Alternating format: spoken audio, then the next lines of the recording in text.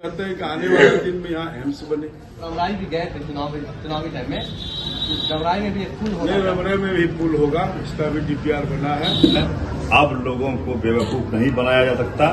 जात पात। दोस्तों अभी हम मौजूद हैं अररिया बस्ती पंचायत के मुखिया सह मुखिया संघ के जिला अध्यक्ष वो विधायक प्रत्याशी यूँ कहें आप अररिया विधानसभा से साद अहमद बबलू साहब, और यहाँ पर आए हुए हैं हमारे अररिया के लोकप्रिय सांसद प्रदीप कुमार सिंह जी। तो सर सबसे पहले कल जो कार्यकर्ता सम्मेलन रहा, एनडीए कार्यकर्ता सम्मेलन रहा, उसमें जिस तरह से भीड़ उमड़ी, उस भीड़ पर आप क्या कहना चाहते हैं? देखिए, माननीय नीतीश कुमार जी का कामकाज और देश के प्रधानमंत्री दोनों मिलकर के जो देश का विकास हो रहा है, और अररिया में जो करोड़ों का करोड़, अभी मुख्यमंत्री जी आए थे 22 तारीख को प्रगति यात्रा पे। आप सबको पता है कि अररिया में मेडिकल कॉलेज घोषणा करके गए और एक हफ्ता में उसमें राशि भी विमुक्त कर दिया, स्वीकृति भी मिल गई। तो लगभग 4 अरब 1 करोड़ रुपया मेडिकल कॉलेज का, और अररिया टू कुर्साकाटा जो रोड गई है बैरगाछी से, जो मुख्यमंत्री जी स्वयं यहाँ आए थे, 152 करोड़ रुपया उसमें।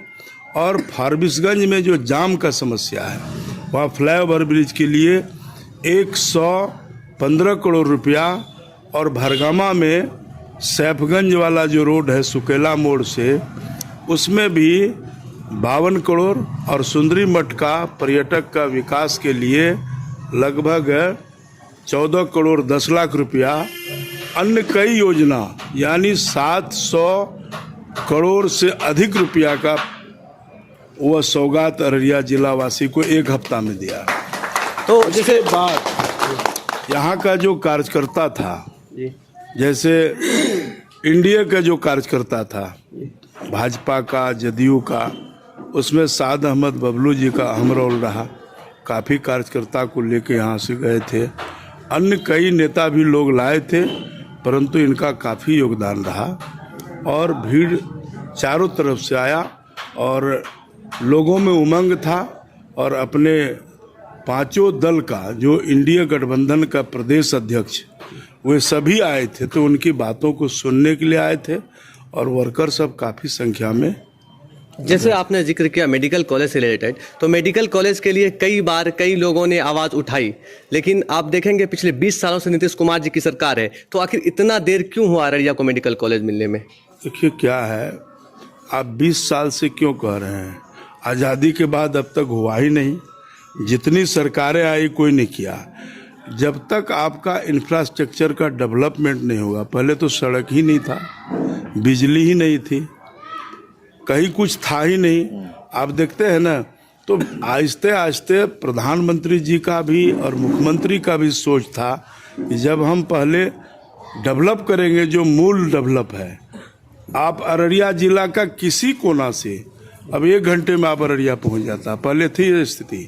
तो पहले हम सड़क बनाए, पुल बनाए, बिजली पहुंचाए, पानी जल नल पहुंचाए, गरीबों को जो कल्याण योजना के तहत जो लाभ मिलता है वो हो रहा है। अब हम मेडिकल कॉलेज दिए हैं। हम तो कहते हैं कि आने वाला दिन में यहाँ एम्स बने। तो समय लगता है, लेकिन किया तो यही, देर हुआ लेकिन दुरुस्त हुआ। हमारे मुख्यमंत्री नीतीश कुमार ही किया। तो कहीं ना कहीं आपके कार्यकाल में ही ये कार्य देखने को मिला काफ़ी अरसों के बाद। तो जैसे आप देखेंगे एक सड़क है जिसमें आप जिक्र कर रहे थे अररिया से कुर्साकाटा, लेकिन कुर्साकाटा से एक सड़क जो डुब्बा की ओर जाती है, उस सड़क का पिछले बार भी फंड आया और कुछ ही काम किया गया, जिसमें आप समझें इस तरह से भ्रष्टाचार किया गया है कि कुछ कार्य को कर करके फंड उठा लिया गया और रोड को अधूरा छोड़ दिया गया है। और आज भी अगर उस सड़क से आप गुजरते हैं तो कार्य दिखता है, जहां रोड दिखता है वहां रोड दिखता है, लेकिन आगे जाते हैं तो पूरा जहां ग्रामीण क्षेत्र में अररिया से डुब्बा जो इधर है जी, इधर से जाने वाली, जहां पर रमराई भी गए थे चुनावी टाइम में, रमराई में भी एक पुल होना था। रमराई में भी पुल होगा, उसका भी डीपीआर बना है।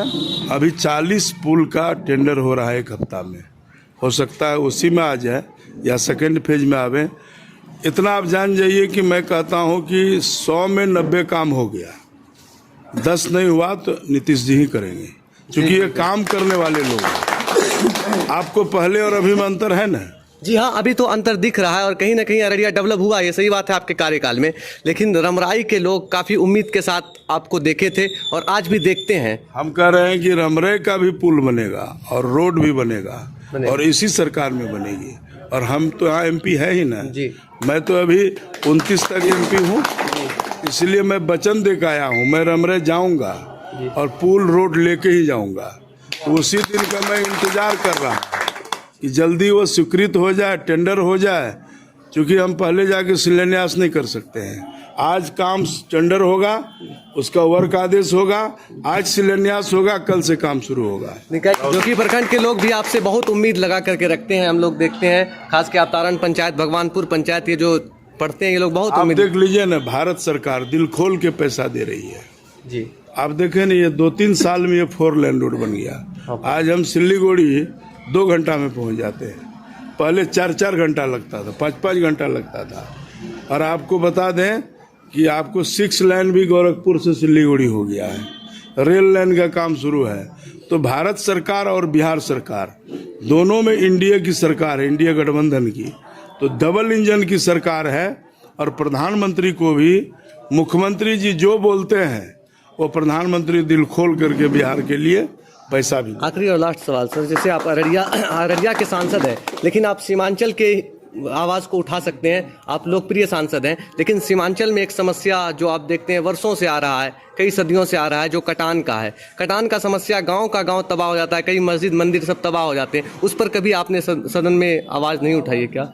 मैं तो आवाज़ इतना उठाया हूँ, आप वीडियो नहीं देखे हैं, आप देख लीजिए, अभी सर्च कर लीजिए गूगल में कि मैंने कई बार सवाल उठाया कि परमान, बकरा, भोलवा, नहंदरा, सुरसर, कनकई, नूना, ऐसी नदियों से हमारा क्षति होता है, बाढ़ आती है। और 5 साल तक मैं आवाज़ उठाता रहा। मेडिकल कॉलेज की आवाज़ 2019 से मैं उठा रहा था लोकसभा में, आप सर्च कर लीजिए। तो सर केंद्र में भी सरकार आपकी और राज्य मैं बता रहा हूँ, उसमें बजट में, पिछले बजट में ही जैसे ही सरकार बनी और प्रधानमंत्री मोदी जी ने 11,500 करोड़ रुपया उसमें स्वीकृत कर दिया। और कल डॉक्टर दिलीप जायसवाल जी आए थे, क्योंकि दिलीप जायसवाल प्रदेश अध्यक्ष के साथ साथ बिहार सरकार के राजस्व मंत्री भी हैं, वो जमीन का वो मालिक वही है। तो उसने कल स्पष्ट कहा है डाक बंगला में कि आप लोगों को पैसा आ गया है। कोसी मैची नदी जोड़ योजना के तहत सभी नदियों का दोनों तरफ तटबंध होगा और उसका सर्वे का काम 15 दिन में शुरू होने जा रहा है। तो अररिया वासियों के लिए बहुत खुशी की बात सांसद जी बता रहे हैं। तो अब चलिए हम आते हैं अररिया बस्ती पंचायत से मुखिया संघ के जिला अध्यक्ष, वो विधायक के रेस में सबसे आगे चलने वाले कैंडिडेट साद अहमद बबलू जी के पास में। तो जिस तरह कल एनडीए कार्यकर्ता सम्मेलन हुआ और उसमें आपने जिस तरह से अपना एक उत्साह दिखाया और लोगों को जिस तरह से आकर्षित कर कर अपनी ओर खींचे हैं, कहीं ना कहीं ये हमें लगता है कि बदलता अररिया दिख रहा है। देखिए, अररिया के लोग विकास को देख रहे हैं, विकास हो रहा है।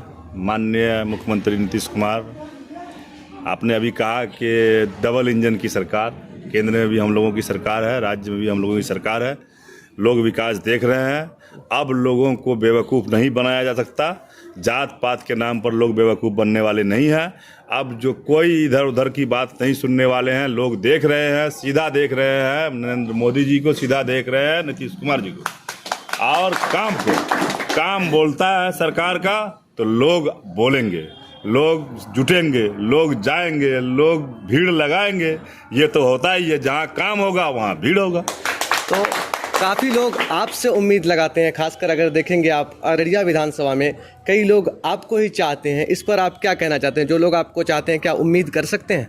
देखिए, ये तो चाहने की बात अलग है। हम लोग लोगों के बीच रहते हैं, मेरे अब्बा हुजूर भी लोगों की खिदमत करते रहते थे, मैं भी लोगों के बीच बैठता हूँ, सरजमीन का लोग हूँ। मैं कोई नेता नहीं हूँ, जैसे मेरे माननीय सांसद अभी बैठे हुए हैं, ये नेता नहीं है, ये यहाँ के बेटा है।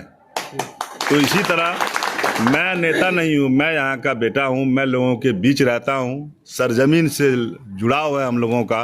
तो लोग तो हम लोगों के साथ जुड़ेंगे ही, लोग रहेंगे ही, तो लोग रहते हैं, हम लोग उसके बीच रहते हैं, लोग हमारे बीच रहते हैं। तो ये थे अभी हमारे साथ अररिया बस्ती में पंचायत समिति मुखिया संघ के जिला अध्यक्ष साद अहमद बबलू। अब हम यहाँ से विदा लेते हैं, दुआओं में याद रखिएगा।